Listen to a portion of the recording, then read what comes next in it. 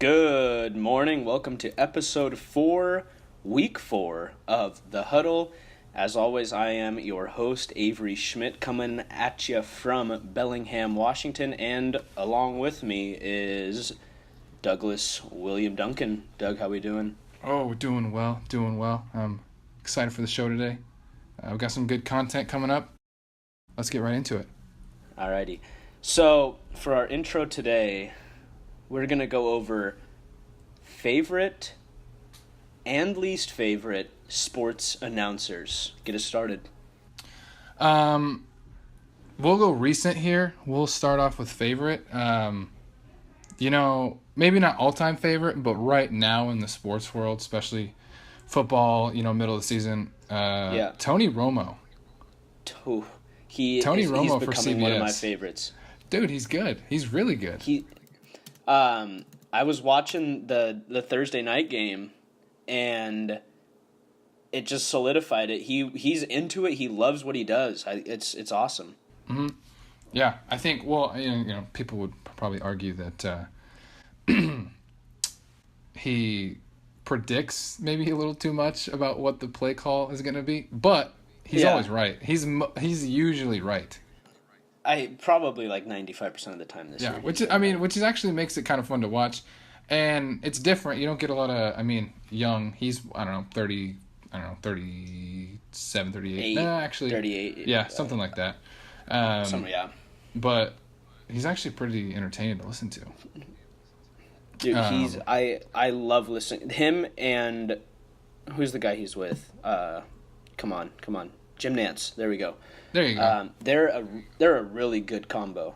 Yeah, I think so too. Very good. I like CBS. Oh, CBS Greater Sign Fox. All right, give me your favorite. The favorite is a tough one, really tough.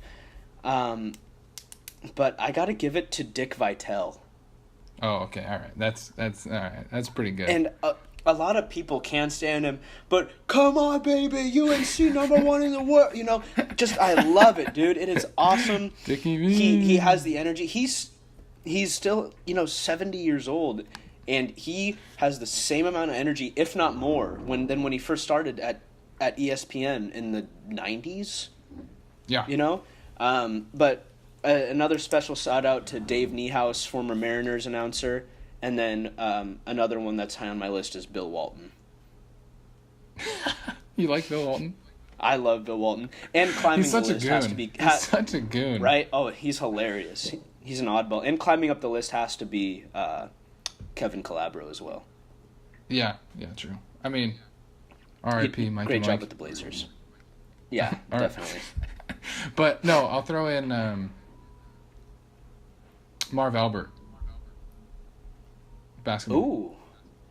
McGrady serves up the facial. Yeah, it's more of like, you kind of get a more like throwback NBA feel with him. But he still does today. But whenever you hear his voice, it sounds like...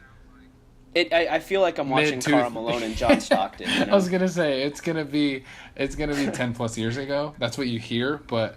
I think his voice is still fantastic. It sounds like the old Jordan versus Barkley, Jordan versus Rodman, or Jordan and Rodman, Jordan Pippen. It sounds like that. It reminds me of a simpler time. Yeah, all right, those are your favorites. Who are your least favorites? Okay, I'll actually, for least favorite, I don't necessarily. There's not one that really sticks out to me. Like, oh man, I really don't like. Well, okay, besides the Monday Night Football guy that replaced Mike Tirico.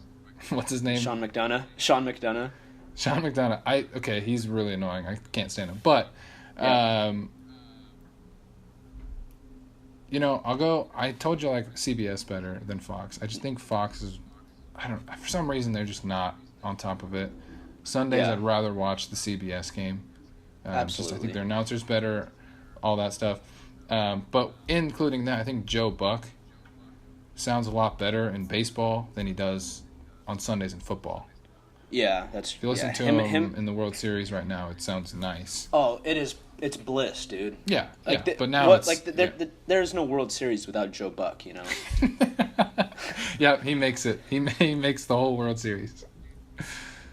Yep. And even before that, his dad, I think it's Jack Buck. He used to do the World Series too, years ago, in like the 70s. Yeah.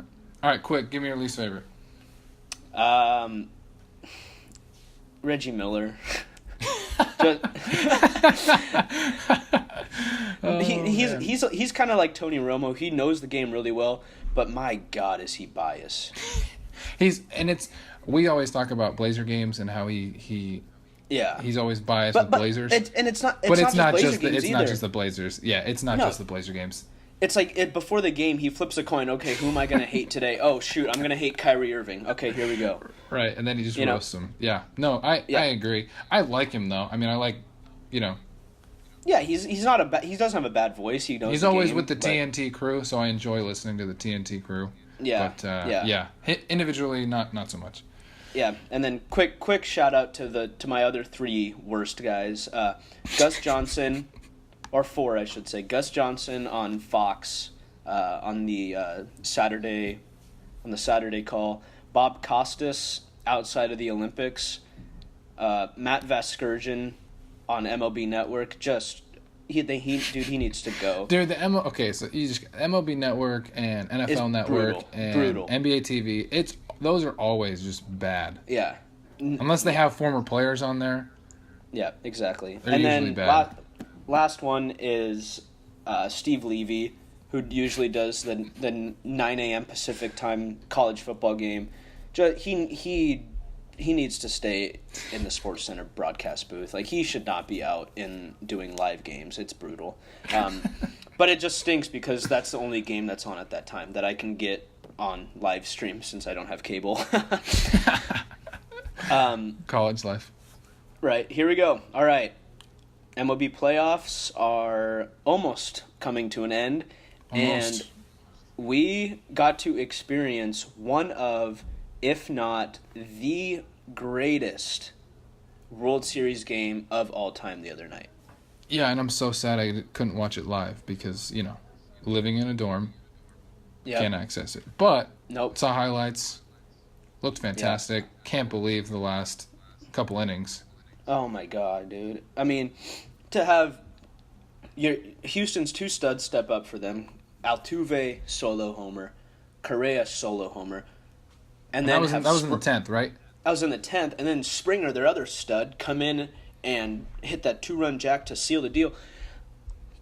The next 2, 3, 4 years are going to be the greatest years for the Astros because there's no way they can keep all that core together and pay them all that money. After a couple years. They're still on their rookie contracts, I'm pretty sure. Probably some of them. A couple of them. I mean, Correa's 22, 23, Altuve's in his 20s, Springer's in his early 20s. I mean, the Dodgers, I think Dave Roberts kind of messed up a little bit, but that's easy to say for me being, or for anybody really, just to look back on it, because he took out Rich Hill after I think 4 1/3 or 4 2/3, and he was throwing well. Decently. Yeah, and then he ran out of guys in the bullpen and had to go to Brendan McCarthy, who hadn't thrown in the postseason, and what do you know? What happens? What happens when that happens? Yeah. But yeah, exactly. But the Dodgers and the Astros are both just resilient as hell. I mean, they show so much fight. They were our picks. How about that? Yeah, I picked the Stros. You picked the Dodgers. So, and I do. 1-1. Yeah. With tied game 1-1. 3 tomorrow night in Houston. Right. So we'll see. I have a little ongoing bet right now. If the Dodgers win the World Series, I got to go to Boise State University. And you have a bet, huh? You had a bet. Yeah, huh? I got a little bit of a wager going on right now. And that person knows. So you're hoping for the Stros, huh? And yes, and if that I don't, dude, that's like that's a long drive. The flight. That's a drive and a half. I don't know if it'll actually. Hey, man, don't take my lingo. I don't know if it'll actually happen, but that person knows who he or she is. So that's our horn, but it's not the end of the show. We will go. Well, let's go into what we could talk about for a good Oh, we could talk about this every episode. 7 hours. We could spend an hour and a half on this. Let's go into the Portland Trailblazers and their hot start. I put air quotes around hot start as they beat the Suns by 50 or 48. Yeah, and I think did we mention that last week? I think we mentioned that last week. Yes, we did. Well, yeah, because we said hot or not. Oh, that's right. Or real or fake. Real. The Blazers real or fake. That's right. I mean, I think they're real. Only time will tell. But also, I love the Blazers. However, they hung around the Bucks for a while, who are my pick from the East. So, right. They look good on defense. Their offense has been held in check a little bit outside of those first 2 games, but their defense, I think, is what we need to talk about right now. Yeah. I mean, it's you look at Nurk losing all that weight, it makes a big difference. God, yeah. The addition of Caleb Swanigan, I mean, he's a force. And then Ed Davis, he's a healthy Ed, dude. Yeah, healthy Ed, man. And we talked about Ed last year. We wish he was healthy. We wish he could have played. He's not the most athletic guy on the court, but like he gets boards all the time. Yeah, he goes in and within 8 minutes he has 5 rebounds and has kept at least 3 plays alive. I think in the game against the Pelicans the other night, I think at one point he had 7 rebounds, and I think 4 of them were offensive. Yeah. Were offensive rebounds. I mean, you can't ask much more for a guy playing 17 minutes a game. And sometimes, as it was in the Pelicans game, sometimes his bench minutes turn into starter minutes as well. Mm-hmm. Yeah. Especially with Nurk getting in foul trouble. Yeah. So, I mean, and we mentioned the defense, but we talk about the interior defense. That's a big deal. I think exterior, I think on the perimeter it could be. I think Dame and CJ have gotten better.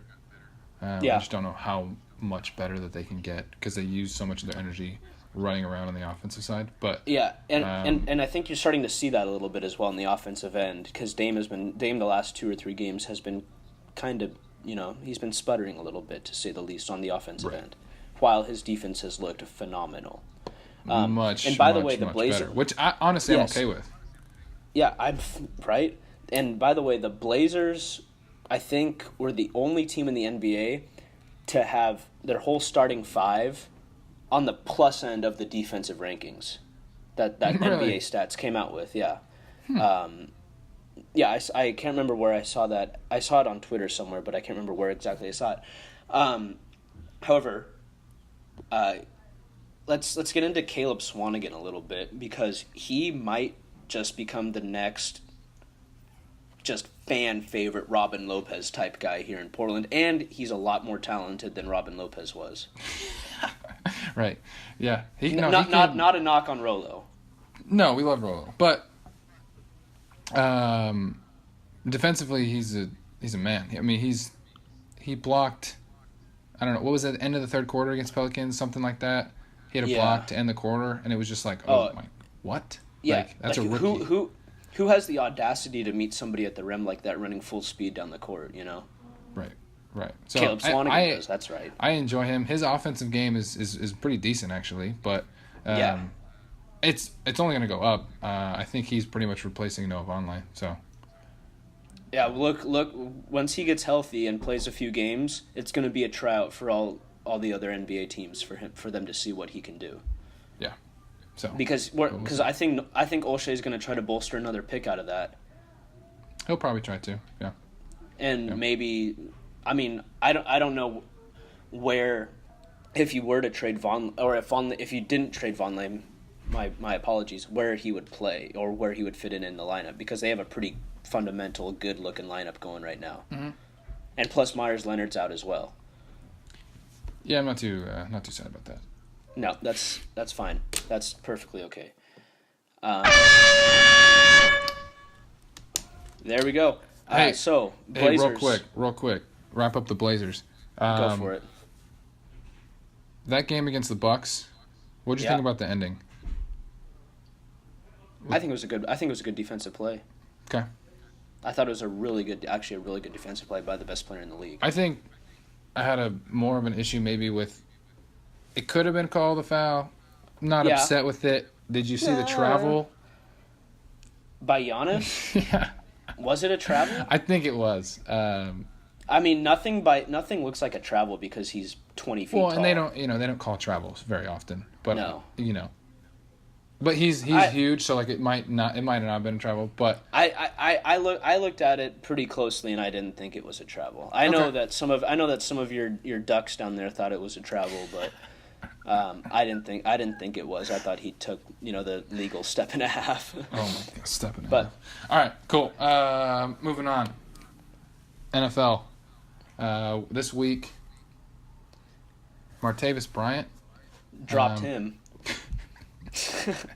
In fantasy.